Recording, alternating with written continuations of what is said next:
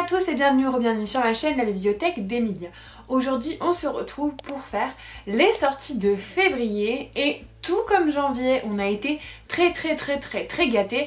Alors il y a un poil moins de sorties qu'en janvier mais quand même. Et j'ai pas pu résister et clairement au lieu de vous en faire 10, j'en ai choisi 13 ce mois-ci. Et on va donc parler de toutes les sorties qui me font terriblement envie pour le mois de février.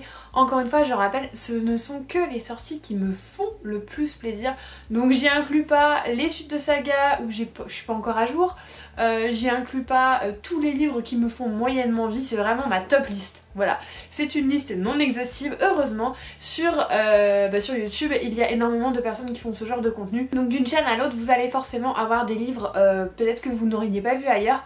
Donc je vous encourage à aller voir les autres vidéos des autres créateurs de contenu pour vous faire une idée peut-être un peu plus globale de tout ce qui va sortir en février. Et on commence très fort le 1er février chez les éditions Big Bang avec une sortie qui fait beaucoup de bruit. Vous avez dû le voir un peu partout sur les réseaux sociaux. Il s'agit d'Absolu, le tome 1, Les Mobilisés de Margot Dessen. C'est une autrice qui a, je crois au tout début, auto-édité son livre et finalement Big Bang a décidé de lui faire un contrat d'édition. Donc il va ressortir, parce que je crois qu'il était déjà sorti. Et notamment il me semble qu'elle écrivait sur les réseaux avant.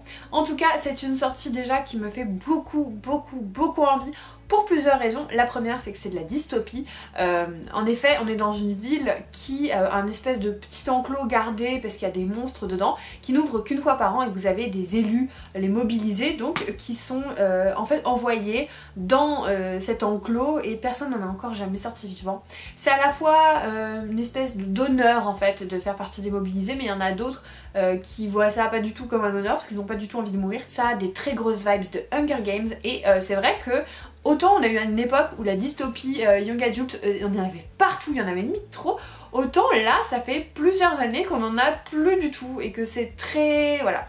C'est que des vieux trucs on va dire et j'avoue que ça me fait plaisir parce que j'aime beaucoup la dystopie d'avoir voilà un nouvel ouvrage qui va parler de ça et je pense que le temps est passé, il est temps de refaire un petit peu de dystopie donc je suis ravie. En plus l'édition collector est magnifique et en dernier lieu, les retours que je vois sur la toile pour l'instant sont juste exceptionnels. Donc trop envie de lire ce livre. Toujours le 1er février mais chez Pygmalion, il s'agit de La Lune Tueuse de N.K. Jemisin, le premier tome de la saga Dream Blood qui est une duologie. Je n'ai pas d'informations sur la date de parution du deuxième tome mais sachez qu'il est paru en anglais il y a fort longtemps donc... je me demande s'ils vont pas essayer de pas trop les espacer les tomes. En tout cas c'est un récit de fantasy presque SF. N.K. Jemisin c'est l'auteur qui a écrit la 5e saison que j'avais commencé et que j'avais laissé de côté parce que je sentais que c'était pas le bon moment. Je vais peut-être du coup me lancer d'abord dans cette saga puis après dans la 5e saison. En tout cas c'est le premier titre de N.K. Jemisin qui est au catalogue de la maison d'édition Pygmalion puisque la 5e saison c'est édité chez quelqu'un d'autre. Et je les remercie énormément de m'avoir envoyé cet ouvrage avant qu'il paraisse. On est dans un monde où la paix et la loi ont des valeurs très fortes et je crois qu'on a ce qu'on appelle des collecteurs qui vont emmagasiner la magie soit pour guérir les gens soit pour punir les gens qui ne respectent pas la loi.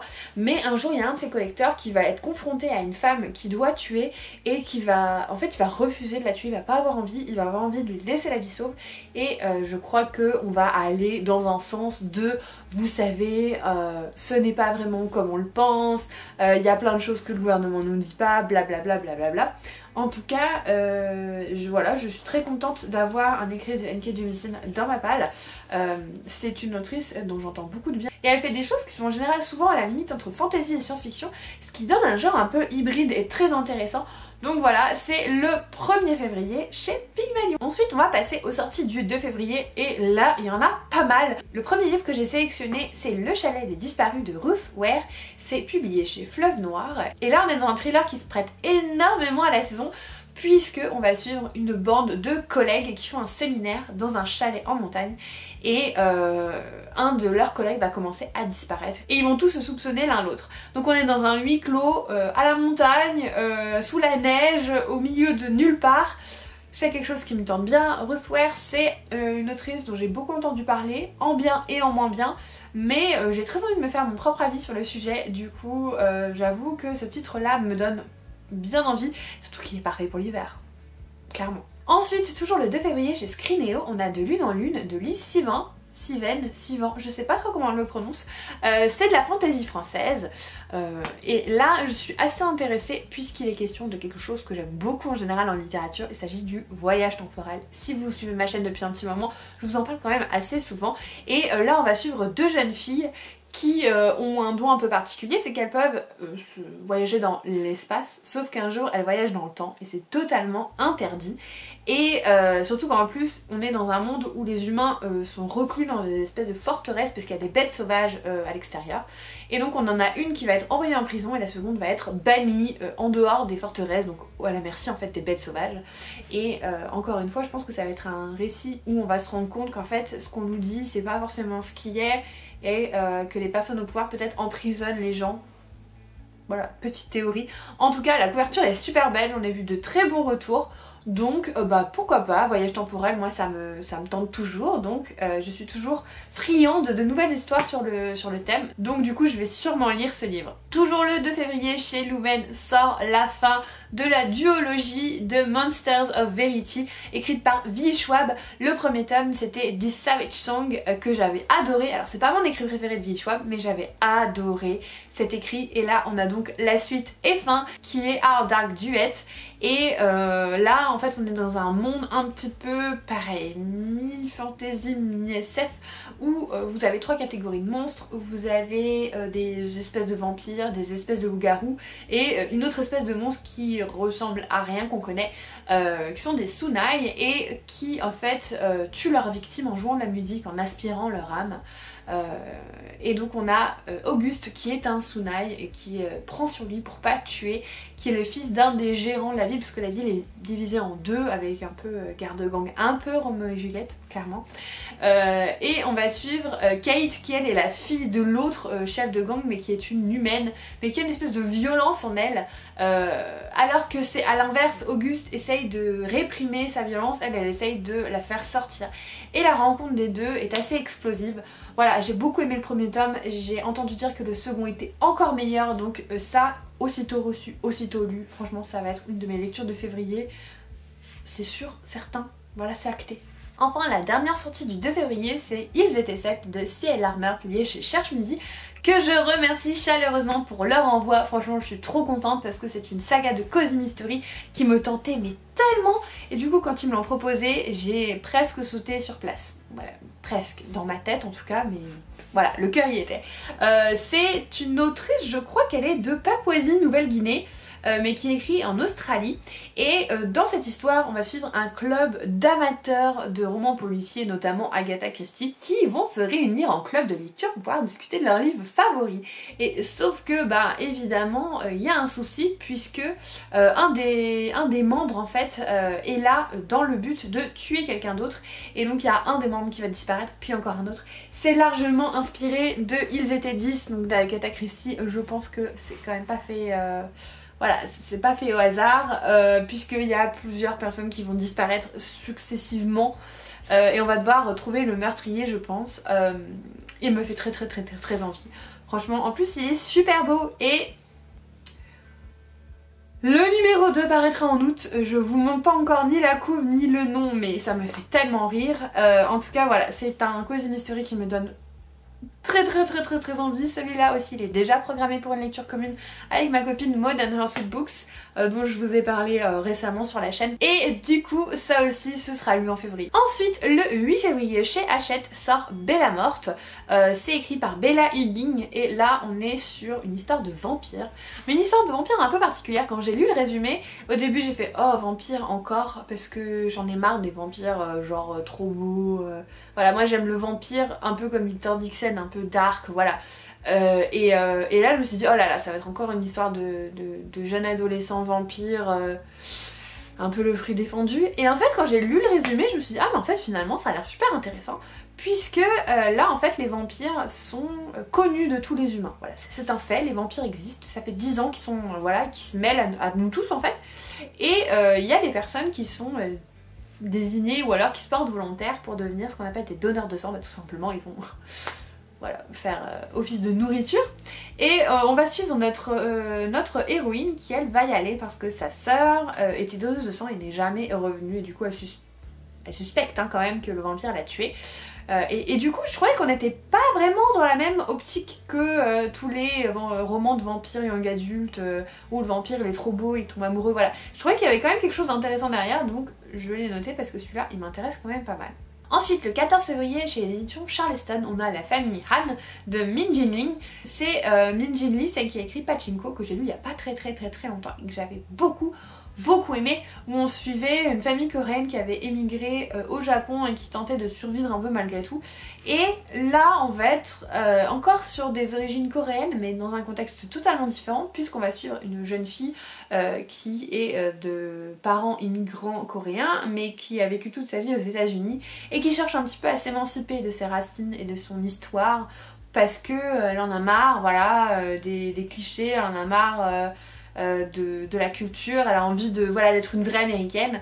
Et je trouve ça intéressant qu'on voit ce côté-là, puisqu'à mon avis elle va finir par revenir à ses origines. Mais j'ai beaucoup aimé la plume de Min Jinlee, donc quand j'ai vu qu'elle sortait un nouveau roman, forcément ça m'a beaucoup donné envie. Ensuite, le 14 février, chez les éditions Faubourg Marigny cette fois, sort La malédiction de Venise de Megan Chance.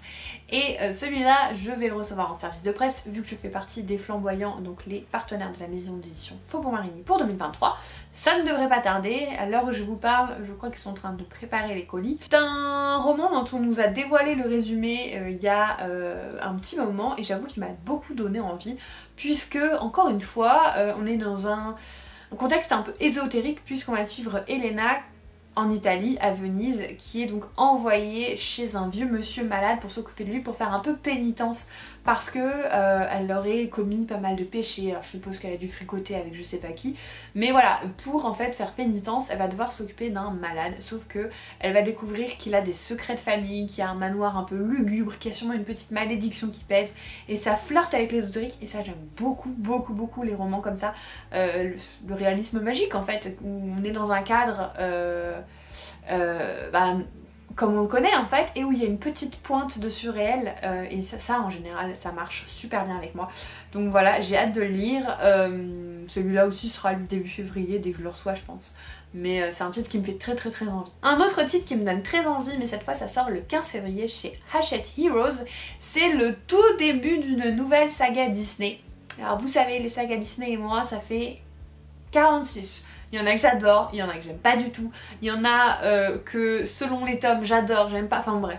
C'est toujours un peu compliqué avec moi, mais je tente toujours, voilà, j'y vais. Il y en a avec qui ça marche, heureusement quand même, mais là j'ai vu qu'il sortait une nouvelle collection sur les princes. Et ça je trouve ça trop cool parce qu'on a vu les princesses 1000 milliards de fois, on a vu les vilains, et là on va voir les princes. Et eux aussi ils ont quelque chose à dire dans les films, à part les films assez récents, les princes sont quand même... Après ce qui est inutile. Ils servent à sauver la princesse, mais je veux dire, ils ont pas vraiment de consistance. Ils n'ont pas trop comment dire, leur histoire qui est développée, à part quand ce sont les héros du film. Je pense notamment à Aladdin, Hercule, mais sinon ils sont quand même assez en retrait et je trouve ça vachement cool qu'on s'intéresse à eux. Et donc le premier à passer à la casserole, il s'agit d'Eric, donc ce sera Eric, prince des mers, de Lindsay Miller. Et je n'ai pas trop lu le résumé, je sais juste que ça parle du prince Eric, qu'il y a une malédiction, comme quoi s'il embrasse la mauvaise fille, quelque chose d'horrible va arriver je crois. Je veux pas en savoir plus, de toute façon c'est du Hachette Heroes donc ça va se lire très vite, ça va sûrement être très court, mais ça me donne très envie. Ensuite, le 15 toujours, mais chez Pygmalion cette fois, et il faut bien m'écouter, sort Sous un soleil de sucre de Shannon Maguire. C'est le 3e tome de la saga des enfants indociles et j'adore cette saga. C'est ma nouvelle saga préférée de l'année dernière et je ne pourrai qu'en tarir d'éloges continuels. Donc vraiment, il faut découvrir cette saga si vous ne l'avez pas encore découverte. C'est une saga dans laquelle on a un monde où il y a beaucoup de portes magiques qui emmènent vers des mondes parallèles qui sont tous aussi farfelus, aussi délirants, aussi enfin divers les uns que les autres, et en fait tous les enfants qui vont dans ces mondes et qui en reviennent et qui n'arrivent pas à y retourner, ils sont dans un mal-être constant, et du coup il y a une école qui a été créée pour tous ces enfants, pour qu'ils se retrouvent entre eux en fait, qu'ils puissent partager leur expérience, essayer soit de passer l'éponge, soit d'essayer de retourner dans ces mondes, sachant que tous les mondes sont en fait vraiment, comment dire, ils sont adaptés à la personnalité des enfants. Vous avez 4 points cardinaux. Vous avez la rigidité, le côté foufou, vous avez enfin je me rappelle plus les noms exacts, mais vous avez le côté très sain et le côté très pervers. Et en fait, chaque monde est un peu au milieu quoi. Et en fait les mondes dans lesquels les enfants vont sont complètement copiés sur leur personnalité, puisque par exemple quelqu'un qui a vécu dans une maison très stricte, très austère, va arriver dans un monde où il n'y a pas de loi, où tout est coloré, tout est drôle. Quelqu'un qui n'a jamais eu de limite et qui a toujours été laissé un peu à l'abandon, pas à l'abandon mais enfin voilà, laissé un petit peu comme ça, c'est lui qui devait se débrouiller tout seul, il va aller dans un monde où il y aura beaucoup de règles, où il va devoir suivre une étiquette, voilà. Tout est très... Chaque monde est vraiment façonné selon ce que l'enfant a besoin. Et ça, je trouve ça génial. Et donc là, on va suivre un personnage qui arrive d'un monde sucré avec plein de bonbons très colorés dans l'école, mais ce qui est très étrange, c'est que ce personnage, c'est l'enfant de quelqu'un qui est censé être mort avant d'avoir pu enfanter. Et donc on va sûrement devoir comprendre ce qui s'est passé pour que cette personne puisse exister et comment elle a pu du coup sûrement voyager dans le temps et l'espace. J'ai trop hâte de le lire, ce sont des petites bulles de lecture, ça se lit en 2 heures. Voilà, moi en général quand je les prends, je coupe mon téléphone, je me mets dans un coin avec mon plaid, ma boisson, mon petit truc à manger et je me régale, je me fais une petite séance de bulles de lecture. Et franchement j'ai trop hâte. Voilà, je l'ai dit 10 millions de fois, mais au moins je pense que le message est passé. Ensuite, le 17 février, on a Truth Witch de Suzanne Denan, publié chez La Martinière Jeunesse. C'est un titre qui est traduit depuis des années en VO, mais qui n'avait jamais été pris par un éditeur français. Et c'est chose faite, on va suivre un système de magie un peu particulier, puisque les sorcières dans ce monde ont un don qui est vraiment très particulier. Et vous avez notamment les Truth Witch, qui sont donc les sorcières de la vérité en traduction, hein, et qui sont des sorcières qui peuvent détecter les mensonges. Vous avez aussi les Thread Witch, qui sont les sorcières des liens, si on traduit, qui peuvent deviner les alliances des gens, qui peuvent deviner quand les personnes sont mal intentionnées. Voilà, c'est 2 pouvoirs un peu particuliers, et ce sont des pouvoirs qui sont aussi assez peu répandus, et un jour l'une des 2 va être chassée, va être pourchassée parce qu'on en veut à son pouvoir, hein, tout simplement. Et elles vont donc s'enfuir et il va y avoir plein de péripéties, blablabla, blablabla. Franchement, elle me tente bien cette saga, ça fait un moment que j'en entends parler. Alors je crois que le 4e tome est pas ouf, mais bon, déjà je vais essayer le 1er tome, je pense que ce sera déjà pas mal avant de penser déjà à ce que est-ce que le 4e tome va être bien ou non. Et enfin, dernière sortie, il s'agit du Royaume des damnés de Kerry Maniscalco, publié le 23 février, 23 j'ai vérifié, chez De Saxus. C'est une sortie d'une saga qui est très populaire dans le monde anglophone, qui s'appelle donc en version originale Kingdom of the Wicked, et c'est une fantasy d'inspiration un peu italienne, un peu méditerranéenne, voilà. Et vous avez Emilia et Vittoria qui sont 2 sœurs jumelles qui sont également des sorcières et qui vivent parmi les humains. Mais un jour, une des 2 va être assassinée et du coup ça va rendre folle de rage l'autre jumelle en fait, qui va un petit peu péter un câble et qui va rencontrer un prince de l'enfer qui s'appelle Colère. Alors en version originale, les noms des princes, ça rend un peu mieux, mais bon, on va pas se plaindre non plus. Et ils vont nouer une dangereuse alliance, évidemment. C'est de la romantasy, du new adulte, donc je crois qu'il va y avoir des scènes explicites. En tout cas, c'est une saga qui me fait de l'œil depuis un petit moment, donc je suis très contente qu'elle soit traduite. Et vu que on est fin janvier et que De Saxus a annoncé sa sortie pour fin février, j'ose espérer que ce sera pas repoussé. De toute façon là, j'ai pas trop l'impression qu'il repousse. On va voir si ça dure. En tout cas, voilà toutes les sorties qui me font énormément de l'œil pour ce mois de février. Et il y a encore tellement de choses. Et je vous ai pas tout mis, hein. Parce que comme je vous ai dit, je mets pas les suites de saga quand je suis pas à jour. Je mets pas ce qui me fait moyennement envie. Je pense notamment à Guild de Raven Kennedy chez Hugo Roman qui me tentait aussi. Mais je me suis dit, est-ce que j'ai vraiment envie de le mettre sur ma wishlist? Genre, est-ce que ça va être une de mes priorités si je le vois en magasin? Est-ce que je vais l'acheter? non, je vais attendre des retours, voilà, donc ça fait partie de ma backlist en fait, mais il y a tellement de choses, tellement de sorties encore ce mois-ci. En fait je suis déjà hyper chanceuse parce que j'en reçois 4 sur tout ce que je vous propose, mais il y a tellement de livres qui me font envie et du coup bah voilà, c'est encore un mois qui pour moi est riche en sorties et ça fait plaisir d'avoir autant d'enthousiasme à lire ces résumés, à me dire ah j'ai trop envie de lire, voilà, surtout qu'en plus là il y a vraiment, je pense la moitié, c'est sûr je l'ai lu en février, je pense notamment au Vichois, je vous jure dès que je l'ai, je le lis en fait. Voilà, je finis peut-être ma lecture en cours, mais sinon je le lis. Si jamais vous êtes arrivé jusqu'au bout de cette vidéo, n'hésitez pas à me mettre un petit emoji en lien avec l'argent. Les billets, les sacs de pièces, le signe dollar, voilà, un truc qui fait penser à l'argent. Parce qu'encore une fois, nos portefeuilles vont souffrir en février. En tout cas, en attendant la prochaine vidéo, comme d'habitude, je vous souhaite de merveilleuses lectures et je vous fais des bisous.